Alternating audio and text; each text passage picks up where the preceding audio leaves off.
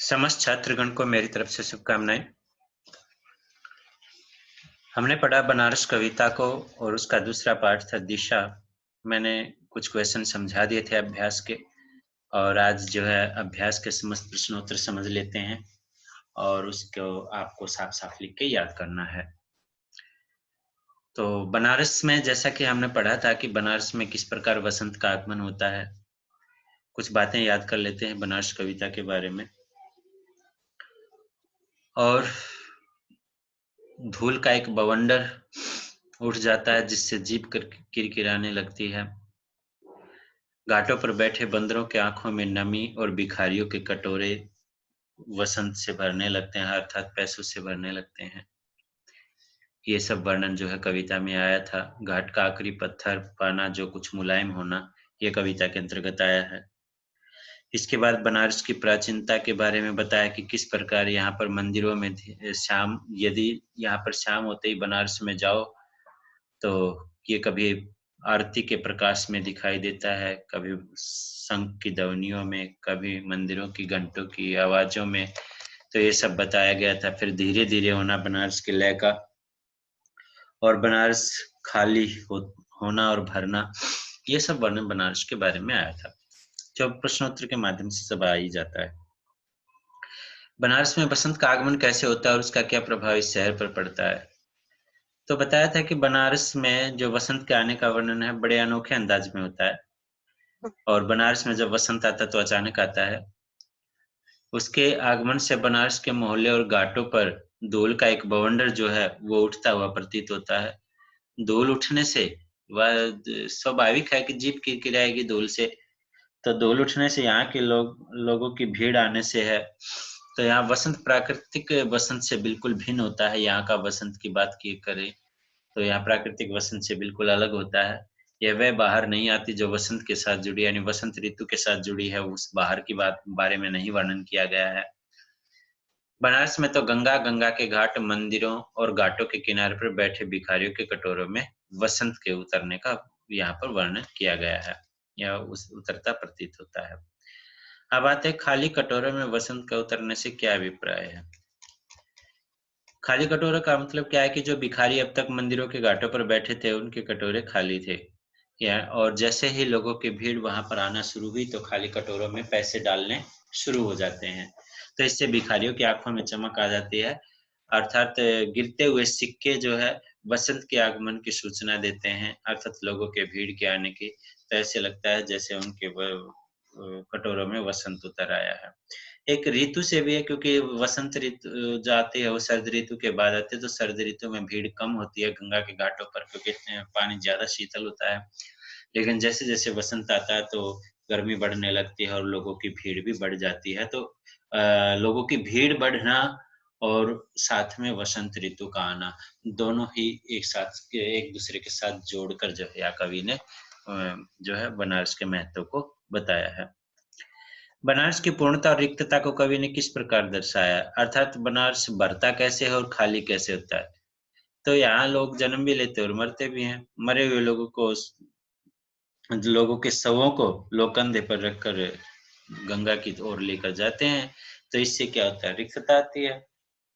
बनारस अपने अस्तित्व के साथ, अर्थात अपनी प्राचीनता, अपनी संस्कृति, अपने आहार व्यवहार के साथ पूर्णतः जीवंत बना रहता है। जन्म लेना पूर्णता को प्रकट करता है और शवों को कंधे पर लाने का सिलसिला रिक्तता को, यानी खाली होने के ढंग को प्रकट करता है। बनारस में धीरे धीरे क्या होता है, धीरे धीरे से कवि इस शहर के बारे में क्या कहना चाहता है। तो हमने पढ़ा था बनारस में धीरे धीरे धूल उड़ती है, धीरे धीरे लोग चलते हैं, धीरे धीरे मंदिरों में शंख बजते हैं, घंटे बजते हैं, यहाँ शाम भी धीरे धीरे हो जाती है। धीरे धीरे होना का अभिप्राय सामूहिक लय है, यानी लोग समूह में इकट्ठे मिलकर जो है सभी कार्य करते हैं। यहाँ हर काम अपनी गति, अपनी लय में होता है। तो कवि कहना चाहते हैं कि बनारस अपने ही ढंग से जीता है। यहाँ के जीवन में कोई विशेष उत्साह नहीं झलकता, सब काम बड़ी सुस्त चाल से होते हैं, अर्थात धीरे धीरे होते हैं। ये बताना यहाँ पर कवि चाह रहे हैं। धीरे धीरे होने की सामूहिक लय में क्या बंधा है, यानी जो चीजें वहीं पर रखी, जो चीजें जहाँ रखी थी प्राचीन काल से वो आज भी है, तो दृढ़ता से बंधा हुआ है। नाव भी वही बंधी, अर्थात गंगा से संबंधित सारी परंपराएं उसी रूप में है। तुलसीदास की खड़ाओं भी तो वहीं पर रखी है, यानी दशाश्वमेध घाट के ऊपर जो हनुमान मंदिर है वहां पर रखी है। तात्पर्य है कि वहाँ के धार्मिक ऐतिहासिक वातावरण वैसा ही बना हुआ है। गंगा के साथ लोगों की आस्था जो जुड़ी हुई है, मोक्ष संबंधी अवधारणाएं जो जुड़ी हुई हैं वैसे ही हैं। सही सांझ में घुसने पर बनारस की किन विशेषताओं का पता लगता है? यानी सांझ होते ही बनारस में यदि हम जाएं तो बनारस की विशेषताओं, क्या-क्या विशेषताएं जो है हमारे सामने आती हैं। तो 5 तक हमने पढ़े थे, आज इसको ध्यान से पढ़ लेते हैं। तो जैसे ही शाम होती है, यानी सही सांझ का मतलब यानी शाम होती है, तो यह तीर्थ स्थल श्रद्धालुओं के आकर्षण का केंद्र बन जाता है। इस शहर की बनावट अजीब किस्म की है, यह शहरादा जल में दिखाई देता है यदि शाम के समय लगता है, क्योंकि लाइटों के, बत्तियों के जलने के कारण पानी में नजर आने लगती है उसकी रोशनी, तो और आधा बाहर दिखाई देता है। यह शहर आधा जल के अंदर, आधा बाहर। तो ये लाइन जो है 2 बार लिखी है। यह शहर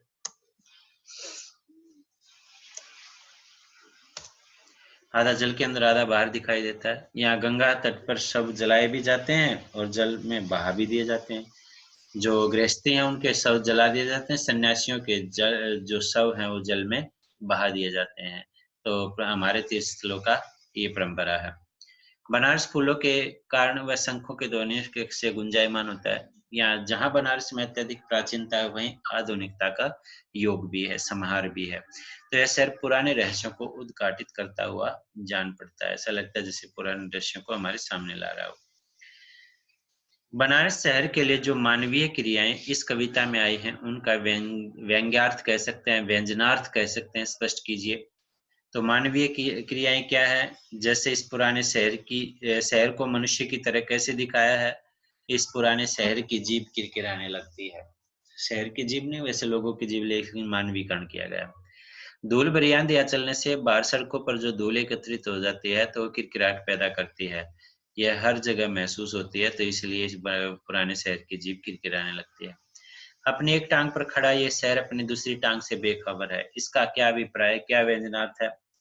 तो बनारस शहर अपनी घोर प्राचीनता और आध्यात्मिकता यानी धार्मिकता में इस प्रकार खोया है कि उसे दूसरे दूसरे पक्ष अर्थात आधुनिकता का, यानी आजकल की मॉडर्न जीवन शैली का कोई ध्यान नहीं है। ये आधुनिकता है। निम्न काव्य पंक्तियों का काव्य सौंदर्य स्पष्ट कीजिए। काव्य सौंदर्य में काव्य पंक्तियों के अंदर क्या बताया गया है कवि के द्वारा, और उसके अंदर व्याकरणिक परिचय क्या मिलता है वो बताना होता है। यह धीरे धीरे होना, यानी ये सामूहिक लय को जो प्रकट करता है, तो समूचे शहर को दृढ़ता से बांधे, इसका काव्य सौंदर्य क्या है? यहाँ पर बनारस के जनजीवन को, धीमी गति के जीवन की जो धीमी गति है उसको रेखांकित किया गया है। यहाँ धीमापन ही समस्त बनारस का प्राण बताया गया है। इसी धीमेपन ने सारे शहर को मजबूती से बांध रखा है। तो समस्त कार्य सामूहिक लय में होने का वर्णन किया है। धीरे धीरे पुनरुक्ति प्रकाश है, छंद मुक्त रचना है, शांत रस, माधुर्य गुण, ये सारी बातें जो व्याख्या में आपको बताई है। भाषा अत्यंत सरल है और लाक्षणिकता का समावेश लिए हुए है।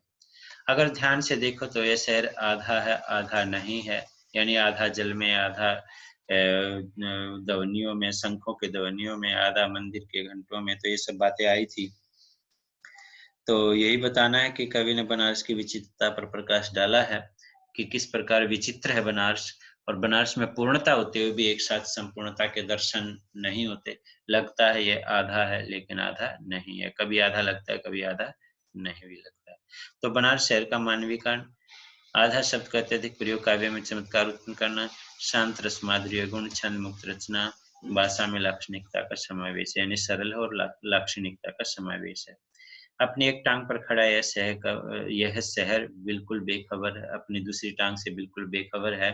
इसका काव्य सौंदर्य अर्थात अपनी प्राचीनता को तो संजोए हुए है, और अपनी प्राचीनता में इतना मस्त और व्यस्त है कि इसको दूसरों का, यानी आज के मॉडर्न आधुनिकता का कोई ज्ञान ही नहीं है। एक टांग पर खड़ा होना मुहावरे का सटीक प्रयोग किया गया है, क्योंकि बनारस को एक टांग पर खड़ा होना बताया गया है। मानवीकरण अलंकार है, छंद मुक्त रचना, शांत रस, माधुर्य गुण और भाषा में लाक्षणिकता का समावेश है। दिशा पर आते हैं। बच्चे का उधर उधर कहना क्या प्रकट करता है? जब कवि ने पूछा था बच्चे से कि हिमालय किधर है, तो बच्चे ने कहा था कि उधर-उधर जिधर मेरी पतंग उड़ी जा रही है। तो बच्चे का उधर-उधर कहना ये प्रकट करता है कि केवल एक ही दिशा जानता है। बच्चा केवल एक ही दिशा जानता है और वह दिशा उसके पतंग की दिशा। तो बच्चे के लिए वही सब कुछ है, अर्थात वही सत्य है, वही सत्यार्थ है। तो ये प्रकट करता है। मैं स्वीकार करूँ कि मैंने पहली बार जाना हिमालय किधर है? प्रस्तुत पंक्ति का भाव स्पष्ट कीजिए। इन पंक्तियों का भाव यही है कि कवि पहली बार हिमालय की दिशा को बच्चे के संकेतानुसार जान पाता है, तो वह इसे स्वीकार करे या न करे यह उसके सामने दुविधा है। अर्थात सचमुच हिमालय है नहीं है, पर हर व्यक्ति का यथार्थ अपने अनुसार होता है, यानी कि कवि स्वीकार कर लेता है क्योंकि सत्य अपने अनुसार होता है। हर व्यक्ति का सत्य को देखने का तरीका अपने ढंग का होता है। तो ये है प्रश्नोत्तर जो आपको अच्छी प्रकार से सभी लिख लेना है और याद कर लेना है। इसलिए आज की वीडियो बनाने का उद्देश्य यही था ताकि इन क्वेश्चनों को समझा दिया जाए क्योंकि ये क्वेश्चन रह गए थे व्याख्या के साथ। 5 क्वेश्चन तक तो आपने कर लिए थे, बाकी रह गए थे तो मैंने सोचा कि इनको भेज रहे हैं तो इनको समझा भी दें, साथ में आप उनको लिख भी लोगे। ओके, आज का काम यहीं तक। बाय।